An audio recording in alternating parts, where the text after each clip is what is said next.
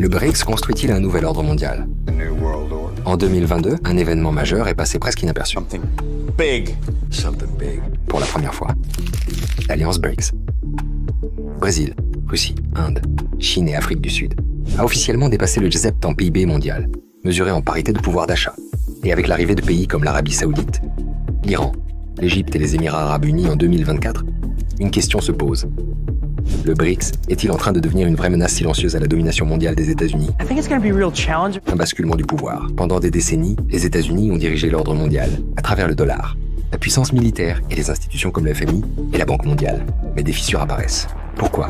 No cracks, please. Parce que les États-Unis comptent de plus en plus sur les sanctions, les tarifs douaniers et la pression financière pour imposer leur volonté, ce qui commence à éloigner même leurs alliés. Pendant ce temps, la Chine, le cœur du BRICS, joue un jeu plus long, plus discret.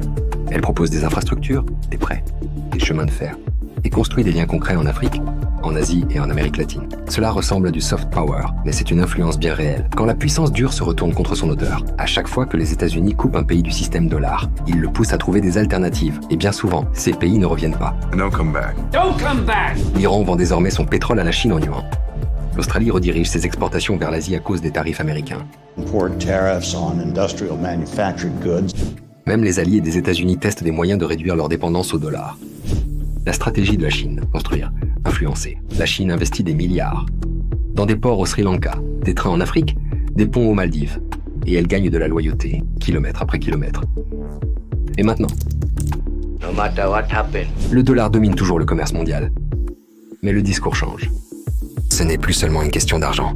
You're right, it's not just about money. C'est une question de confiance, de stabilité et de relations durables. Et la vraie question aujourd'hui, c'est les États-Unis peuvent-ils encore diriger sans repousser les autres? Don't push me. Ou bien le monde va-t-il tout simplement continuer, sans eux? Partageons en commentaire. Le BRICS est-il une vraie menace ou juste un acronyme de plus avec de gros titres?